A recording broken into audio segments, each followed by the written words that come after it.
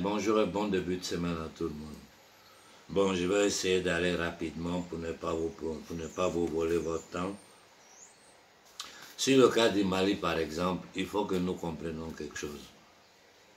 Le colonel Koïta il a les mains liées.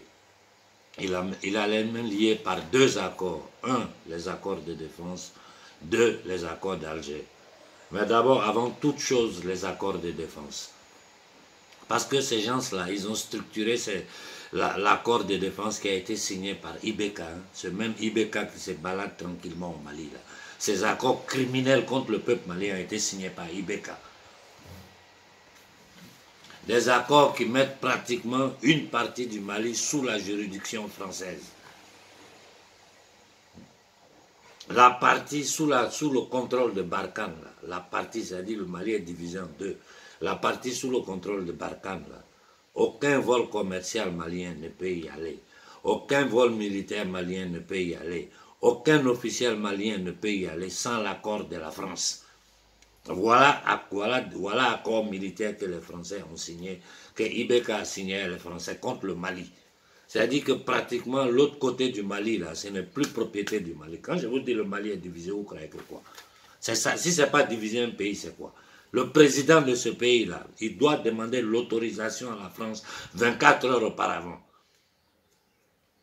Et si les Français ne répondent pas, il ne peut pas partir. Il faut le OK des Français pour que le président, pour que une délégation officielle, pour que des Maliens puissent se rendre de l'autre côté. Le truc de le contrat avec l'amunissement est périmé. La France, elle seule, elle allait aux Nations Unies, allait renouveler ça sans les accords des Maliens, à prolonger ça d'1 an. Voilà dans quoi nous sommes. Avec ces accords-là, même les militaires maliens qui sont insérés au sein de l'amunissement, ils sont sous le contrôle des Français. Ils ne peuvent patrouiller que quand les forces de l'amunissement bougent. Les militaires maliens n'ont pas le droit d'aller outre cette ligne sans l'autorisation des Français. Voilà l'accord militaire dans lequel nous sommes. Et comment vous dites que les militaires maliens ne veulent pas combattre les terroristes? Là, tout le territoire contrôlé par les Français, c'est la porte ouverte pour faire entrer les armes au Mali comme ils veulent. Ils contrôlent l'aéroport de Kidal, ils contrôlent l'aéroport de Tombouctou, ils contrôlent l'aéroport de Gao. Les avions décollent de la France, ça descend là-bas sans même que les autorités maliennes soient informées. Voilà le problème, voilà les raisons pour lesquelles les accords que les Français ont fait signer qui empêchent l'arrivée des Russes sur le territoire malien. Voilà pourquoi le colonel Koïta dit de revoir les accords militaires. Voilà la raison. Voilà la raison pour laquelle ils veulent le tuer. Parce qu'en revoyant ces accords militaires, que la France n'aura plus la domination, c'est-à-dire le contrôle de ces territoires. Les Russes peuvent rentrer et puis travailler sur le territoire, prendre le contrôle aérien de l'espace du territoire. Voilà ce qui bloque l'arrivée des Russes au Mali. Et donc le gouvernement doit travailler dans ce sens-là, pour que ces accords-là soient annulés, modifiés. Les gens disent modifier, moi j'ai dit annuler. Parce que le bandit le vaurien qui a signé ça là, il y a eu un coup d'état populaire pour l'enlever, pas militaire, un coup d'état populaire. C'est le peuple qui l'a enlevé pour le déposer. Donc ces accords que lui a signés sont caducs. Pendant ce temps, la France est en train de chercher de l'autre côté, par les voies économiques, par les voies financières, d'axifier le Mali. Ils sont en train de se positionner au Niger. Voilà la situation actuelle du Mali. Et puis après ça, là, quand le gouvernement a fini, parce qu'il faut finir avec ces accords militaires là, rapidement, et puis les accords d'Alger, là, nous allons ouvrir pour regarder. Dans les accords d'Alger, il y a des lignes rouges. Il y a des lignes rouges où on ne dépasse pas. Sinon, on ne parle pas de cet accord-là. L'intégrité totale du territoire malien. L'intégrité totale du territoire malien sous le contrôle du gouvernement malien. Il y a des gens qui m'ont dit non, la révolte des gens au nord, c'est parce que le nord du Mali a été laissé comme ça.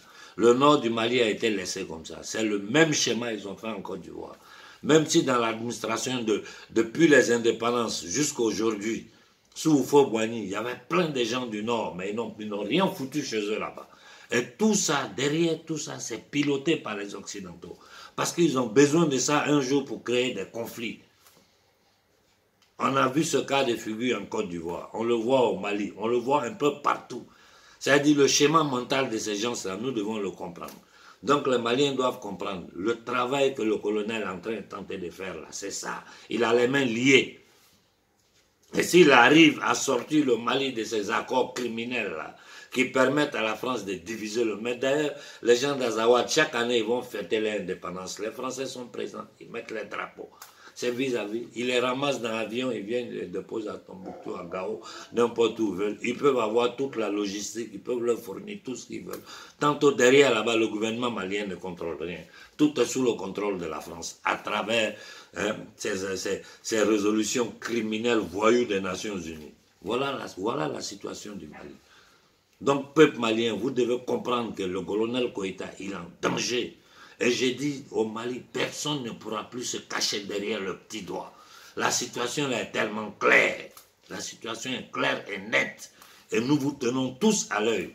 Et j'ai dit, priez le bon Dieu pour donner longue vie à ce petit garçon-là. Parce qu'il est en train de chercher de faire quelque chose pour son peuple. Ils feront tout pour le tuer. Point. Avec ça, j'ai fini avec le Mali. Arrivons sur le cas de la Guinée équatoriale. On sera bref là parce que c'est ridicule, non? Si c'est tragicomique.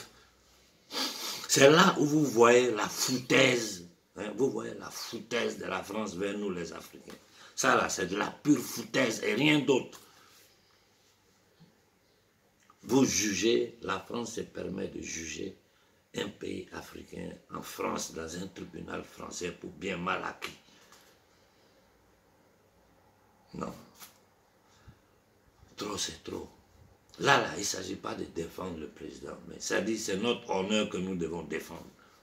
Ils peuvent, les Français peuvent se permettre d'aller en Corée pour dire qu'ils vont aller faire ces choses-là, ou bien aller dire qu'ils vont juger le gouvernement japonais ou canadien. Non, c'est leurs esclaves, c'est à leurs esclaves, ils peuvent faire ça. Un pays voleur, pilleur, criminel, génocidaire. Depuis la traite des esclaves jusqu'à aujourd'hui, la France n'a fait que voler en Afrique, piller, tuer, combiner des génocides. Et en ce moment, dans le problème de balkanisation de l'Afrique, je vous ai dit, vous avez vu au Mozambique, ça a commencé. Même au Nigeria, ces histoires de Biafra commencent à s'élever. Sous-bassement, ils sont en train d'appuyer sur le problème de la Casamance. Et ceux qui préparent pour la Côte d'Ivoire, ne soyez pas pressés. Nous allons déjouer tous leurs plans. Ils se permettent de juger un pays. Ils se permettent de juger un pays. C'est comme si on dit, on juge au Mali, ils vont juger le gouvernement français pour bien mal acquis. Nous allons rendre ça aux Équato-Guinéens. Vous allez rendre quoi? Depuis quand vous avez l'agent de Kadhafi, c'est où?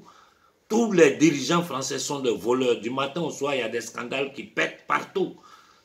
De Gaulle jusqu'à aujourd'hui, les campagnes électorales des candidats français sont financées par les gouverneurs des colonies. Tout le monde sait, c'est même pas caché. Ça est dans les bouquins, ça est dans les documents, tous les journaux en parlent, tout le monde le sait. Jusqu'à il a volé en Centrafrique, jusqu'à aller enceinter la femme de Bokassa. Vous allez venir vous arrêter devant nous pour vous allez nous donner des leçons de morale, c'est bien mal acquis.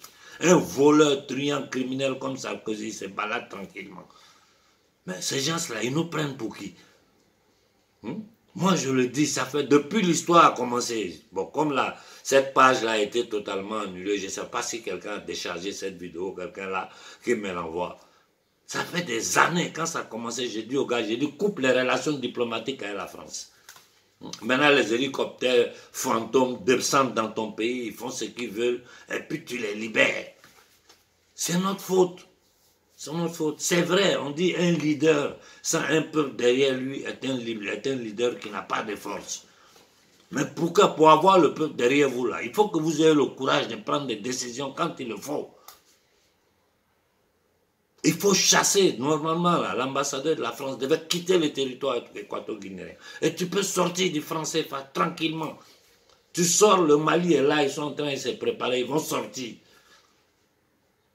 Le Burkina, il faut, et j'ai dit aux gens du Niger, j'ai dit aux jeunes du Burkina, je n'ai pas eu le temps ces derniers jours d'assister sur les forums, mais arrêtez de bavarder et passez à l'action. Comme je le dis toujours, j'ai dit, avant toute chose, la conscience doit être individuelle. C'est cette conscience individuelle-là qui va créer automatiquement une conscience collective qui va faire que les gens vont se lever sans même qu'on vous appelle. Il suffit d'un tam-tam sur Facebook et tout le monde se lève. C'est tout ce qu'on demande. Il faut que l'humanité entière voie le peuple africain sur pied, pacifiquement, a dit ça suffit avec ce banditisme-là. Tant que nous ne le ferons pas, tant que nous, ils ne vont pas s'arrêter. C'est une question de survie pour eux. Point. Et j'ai dit aux Maliens, restez sur pied et soutenez le colonel Koïta. Soutenez-le. Il est en train de faire ce qu'il peut. Il a affaire au gang international, au crime international qui est en train de s'aimer la terreur dans tout le monde entier. Vous voyez avec leurs conneries de PQ, toutes ces choses-là, c'est les mêmes gens-là. Les propriétaires du franc CFA, ce sont eux. Donc, jeunesse africaine, voilà la situation dans laquelle nous sommes. Aux Maliens, voilà votre condition, voilà les accords qui bloquent l'arrivée des Russes. Donc vous devez soutenir le colonel pour finir avec ces choses-là. Ces derniers temps, j'ai eu peu de contact avec le Mali parce que j'étais pris, peu de contact même avec l'Afrique. Je vais lire les messages et puis bon, voir dans quelle mesure je peux vous répondre. Mais l'essentiel de la chose, c'est ça, non? Que chaque Africain comprenne qu'il doit faire, il doit apporter sa pierre à la construction de cet édifice-là. C'est ensemble, je vous dis, c'est ensemble que nous pouvons gagner ce combat. Il suffit que le peuple africain se lève un seul jour, pacifiquement, devant tout ce qui représente les symboles français en Afrique, pour dire dehors la France de l'Afrique. Cependant, les politiciens travaillent, les militaires s'organisent. Je vous dis, ce sont les accords militaires qui empêchent le Mali de bouger. En ce moment, à l'autre côté du Mali est sous le contrôle de la France et de ses associés bandits. Voilà ce qui se passe. Bon début de semaine à tout le monde.